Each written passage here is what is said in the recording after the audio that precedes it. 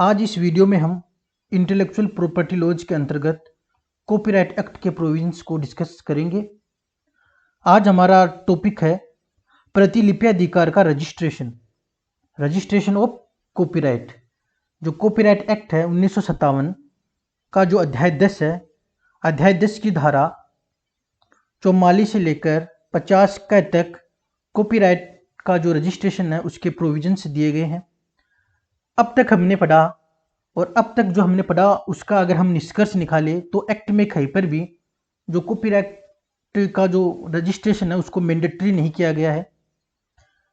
प्रतिलिपि अधिकार अधिनियम 1957 के अंतर्गत कोई भी वर्क है उसका रजिस्ट्रीकरण अनिवार्य नहीं बनाया गया है। तो इस प्रकार जो प्रतिलिपि अधिकार का रजिस्ट्रीकरण करवाना आवश्यक नहीं है। एक केस है नव साहित्य एवं अन्य बनाम आनंद कुमार एवं अन्य, ये 1981 का केस है इलाहाबाद हाईकोर्ट का। तो इस मामले में इलाहाबाद उच्च न्यायालय ने यह कहा कि प्रतिलिपि अधिकार को लागू करने के लिए धारा 44 को उपबंधित करने के पीछे यह मंशा नहीं थी कि रजिस्ट्रीकरण को आवश्यक या अनिवार्य किया जाए। इसलिए किसी लेखक के लिए यह आवश्यक नहीं है कि वह प्रतिलिपि अधिकार अधिनियम 1957 की धारा 44 में दिए गए अधिकारों को प्रवर्तित कराने के लिए प्रतिलिपि अधिकार का रजिस्ट्रीकरण करवाए। कोर्ट ने यह कहा कि वादी ने अपने प्रतिलिपि अधिकार का रजिस्ट्रीकरण नहीं करवाया था, जिससे उसके प्रतिलिपि अधिकार पर कोई विपरीत प्रभाव नहीं पड़ेगा। हाँ, यदि उसने रजिस्ट्रेशन करवा लिया होता तो एक प्रथम दृष्टया साक्ष्य अवश्य होता, लेकिन उसको उसके अधिकारों से हम वंचित नहीं कर सकते हैं। तो इसका अगर हम जो सेक्शन देखें, सेक्शन 48, तो जो सेक्शन 48 वो ये कहता है कि प्रतिलिपि अधिकारों के रजिस्टर का उसमें दर्ज विशिष्टियों का प्रथम दृष्टया साक्ष्य होना। इससे क्या कि हम अपने राइट को जब हम इन्फोर्स करवाएंगे तो उसमें हमें बहुत ज़्यादा हेल्प मिलेगी। रजिस्ट्रेशन का यही फायदा है, वरना हमें कई जो कानूनी पेचीदगियां हैं उनसे गुजरना पड़ेगा। तो सबसे पहले हम धारा 44 को देखते हैं, सेक्शन 44 रजिस्टर ऑफ कॉपीराइट्स। तो धारा 44 यह प्रावधान करती है, यह उपबंधित करती है कि जो प्रतिलिपि अधिकार कार्यालय होता है उसमें एक विहित रूप से एक रजिस्टर रखा जाएगा जो प्रतिलिपि अधिकार का रजिस्टर कहलाएगा। और उस रजिस्टर में कृतियों के नाम, जो भी वर्क है उसका नाम या उसका जो भी टाइटल है वो, लेखक का नाम एवं पता, जो प्रकाशक का नाम एवं पता, जो प्रतिलिपि अधिकार का स्वामी है उसका नाम एवं पता, तथा जो अन्य विवरण होता है वो इस रजिस्टर में दर्ज रहता है। तो जो इसमें जो भी वर्क होता है उस वर्ग के आधार पर इसमें 6 भाग होते हैं। इसमें जो 6 भाग बने हुए थे और उसमें अलग अलग जो प्रकार के जो वर्क्स है वो इसमें उसकी इनमें एंट्रीज रहती है। जैसे जो भाग फर्स्ट है उसमें जो साहित्यिक कृतियां एवं नाट्य कृतियां होती है जो कि कंप्यूटर प्रोग्राम से भिन्न हो। भाग सेकंड में संगीतात्मक कृतियां, म्यूजिकल वर्क्स। भाग थर्ड में कलात्मक कृतियां। भाग फोर्थ में जो भी फिल्म वगैरह है उससे रिलेटेड। भाग जो इसका जो 5 है उसमें साउंड रिकॉर्डिंग।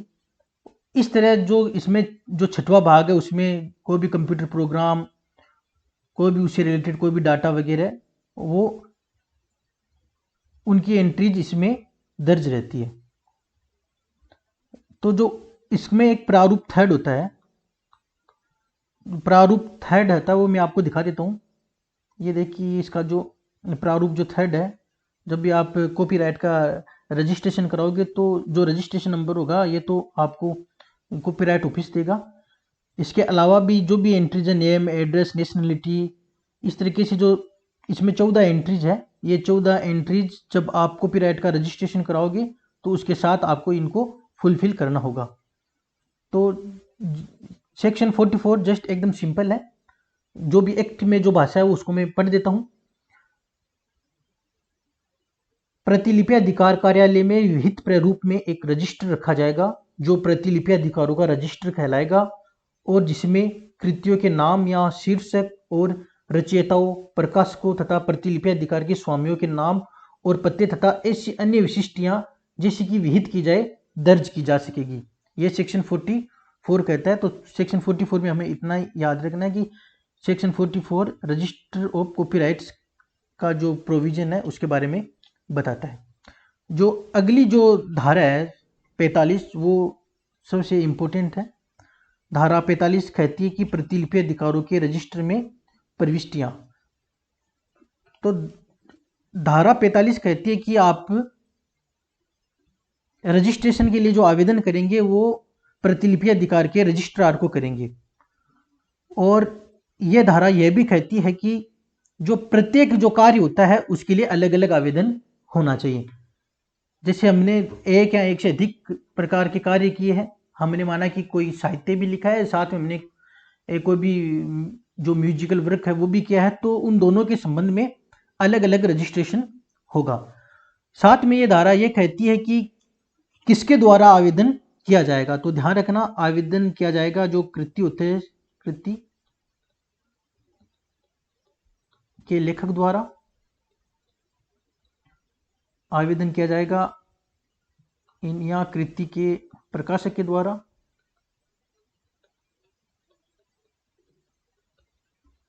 या कृति के प्रतिलिपि अधिकार के स्वामी द्वारा, या कोई भी अन्य कोई भी हितवत व्यक्ति हो, उस कार्य से जुड़ा हुआ कोई भी व्यक्ति हो, उसके द्वारा आवेदन किया जा सकता है। तो धारा 45 है वो प्रतिलिपि अधिकारों के रजिस्टर में प्रविष्टियां, entries in register of copyright के बारे में बताती है। तो ध्यान रखना, प्रतिलिपि अधिकार का अगर आपको रजिस्ट्रेशन करवाना है तो इसके लिए आपको आवेदन प्रतिलिपि अधिकार के रजिस्ट्रार को देना पड़ेगा और हर कार्य के लिए अलग अलग आवेदन देना पड़ेगा। अर्थात जो एक आवेदन होता है वो केवल एक ही वर्क के लिए होता है। और आवेदन किसके द्वारा किया जा सकता है? जो भी वर्क है, जो भी कृति है, उसके लेखक के द्वारा, प्रकाशक के द्वारा, प्रतिलिपि अधिकार के स्वामी के द्वारा, या कोई भी हितवत व्यक्ति हो उससे रिलेटेड वो आवेदन दे सकता है। तो ये धारा, साथ में जो आवेदन होता है जो विहित प्रारूप में देना होगा आपको, जो इसका जो विहित प्रारूप है वो विहित प्रारूप देखिए आप, ये है, ये फॉर्म 4 आता है, application for registration of copyright. तो ये रजिस्ट्रार ऑफ कॉपीराइट्स को ये दिया जाता है और इसमें name and address of parties, date of dispatch वगैरह, यानी जो भी इसमें जो भी जानकारी मांगी गई है वो सब आपको फुलफिल करनी होगी। तो ये फॉर्म 4 आता है, इस फॉर्म 4 के अंतर्गत ही आपको आवेदन करना पड़ेगा और ये आवेदन लिखित में करना होगा आपको।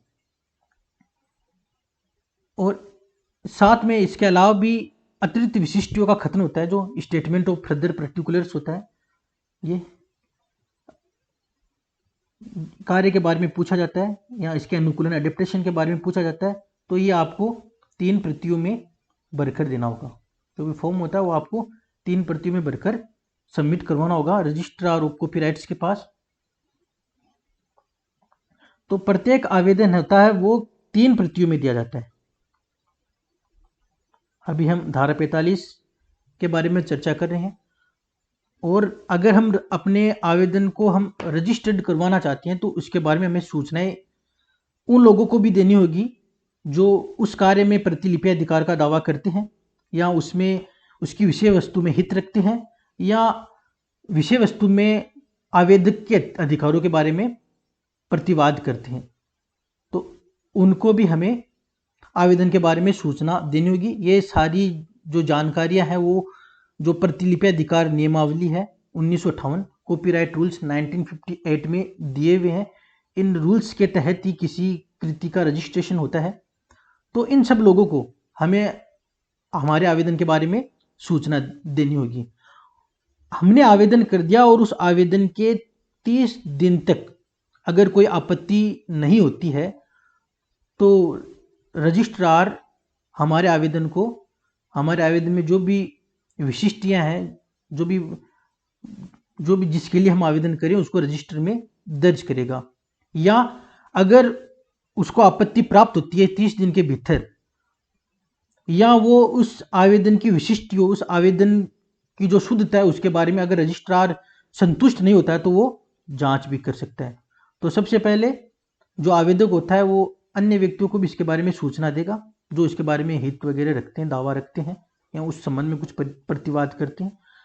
अगर कोई भी ऑब्जेक्शन नहीं आता है तो 30 दिन बाद में उसको रजिस्टर्ड कर लिया जाता है, और अगर कोई ऑब्जेक्शन आता है या जो रजिस्ट्रार है वो उसकी आवेदन में जो आवेदन की शुद्धता को लेकर अगर संतुष्ट नहीं होता है तो वो उसकी जांच कर सकता है, और उसके पश्चात अगर वो जांच में अगर वो संतुष्ट हो जाता है तो उसके पश्चात वो रजिस्ट्रेशन कर सकता है। अगली धारा है अनुक्रमणिकाएं, धारा 46। ये इंडेक्स के बारे में प्रावधान करती कि जो भी रजिस्टर होगा उसमें सामान्य लेखक, सामान्य शीर्षक, और प्रत्येक भाषा में जो कृतियों के लेखक, और जो प्रत्येक भाषा में वो अगर वो कृति प्रकाशित हो रही है तो उस संबंध में वो जो भी जानकारी होगी वो इन इंडेक्सेस में दर्ज कर ली जाएगी। धारा 46 रजिस्टर का प्रारूप और उसके निरीक्षण के बारे में बताती है कि जो कॉपीराइट ऑफिस में जो रजिस्टर रखा होता है उसका हम निरीक्षण कर सकते हैं या उसकी हम नकल ले सकते हैं। तो हम उसका निरीक्षण करना चाहे या उसकी जो नकल लेना चाहे उसके संबंध में जो फीस है वो 20 रुपये है। ये जो नियम 20(1) और 20(2) में बताई गई है बात, 20(1) और 20(2) में ये बात बताई गई है कॉपीराइट रूल 1958 में। अब जो अगली जो धारा है वो है बड़ी इंपॉर्टेंट धारा है, ये धारा 48। प्रतिलिपि अधिकारों के रजिस्टर का उसमें दर्ज विशिष्टियों का प्रथम दृष्टया साक्ष्य होना। तो ये धारा ये उपबंध करती है कि जो प्रतिलिपि अधिकार का रजिस्टर है उसमें जो दर्ज प्रविष्टियां हैं वो प्रथम दृष्टया साक्ष्य होगी और उनके हम नकल भी ले सकते हैं। तो ये जो हम नकल वगैरह लेंगे ये प्रतिलिपि अधिकार रजिस्टर द्वारा प्रमाणित होगी और उस पर प्रतिलिपि अधिकार कार्यालय की मुद्रा लगी होगी, और ये सब न्यायालयों में सबूत के तौर पर साक्ष्य में ग्राह्य होगी, मूल प्रति को पेश किए बिना साक्ष्य में ग्राह्य होगी। तो जो सबसे ज़्यादा फायदा होता है जो कॉपीराइट का जब हम रजिस्ट्रेशन करवाएंगे तो उसका जो भी फायदा है वो धारा 48 में बताया होगा। किसी भी व्यक्ति को अपने अधिकार को साबित करने में उसको सहूलियत होगी, इसी के लिए हम लोग कॉपीराइट का रजिस्ट्रेशन करवाते हैं, जबकि अधिनियम में कहीं पर भी ये मैंडेटरी नहीं किया गया है।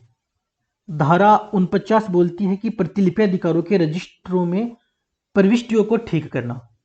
तो धारा 49 के अनुसार अगर प्रतिलिपि अधिकार रजिस्ट्रार को किसी मामले में या किसी शर्तों के अधीन अगर उसको लगता है कि किसी नाम, पते या किसी प्रविष्टि में कोई गलती हो चुकी है या कुछ आकस्मिक भूल या लोप हो चुका है तो उसमें संशोधन या परिवर्तन कर सकेगा। ये काम वो स्वप्रेरणा से भी कर सकेगा या कोई भी हितपद व्यक्ति है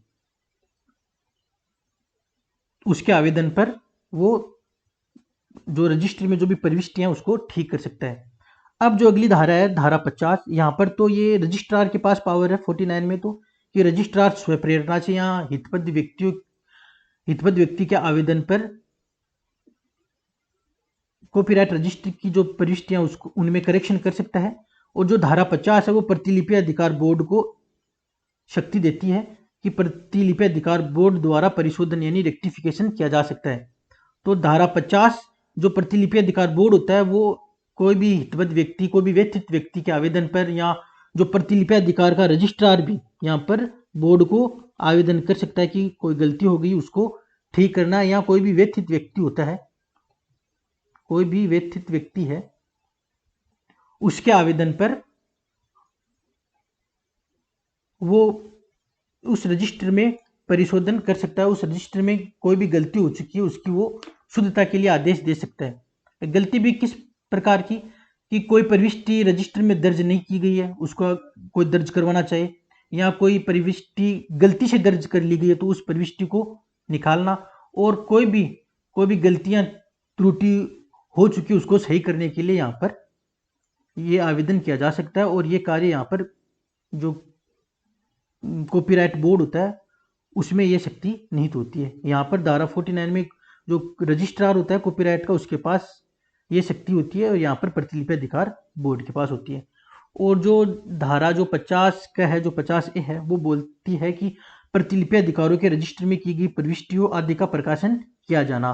तो जो भी प्रविष्टि हम धारा 45 के अंतर्गत करवाते हैं या धारा 49 एवं 50 में जो भी हम शुद्धि करवाते हैं, कोई भी करेक्शन करवाते हैं, रेक्टिफिकेशन जो भी हो गया, उसका जो प्रकाशन होता है वो राजपत्र में जो सरकारी गजेट होता है उसमें प्रकाशित किया जाता है ताकि हर एक व्यक्ति को उसकी जानकारी हो सके। तो इस तरह आज हमने धारा 44 से धारा 50 तक प्रतिलिपि अधिकार का रजिस्ट्रेशन कैसे किया जाता है वो हमने पढ़ा। ध्यान रहे आप जो कॉपीराइट रूल्स है 1958 उनका भी इस एक्ट के साथ साथ अध्ययन करें तो ताकि आप और ज़्यादा विस्तार से इन सब चीज़ों को जान पाओगे। धन्यवाद।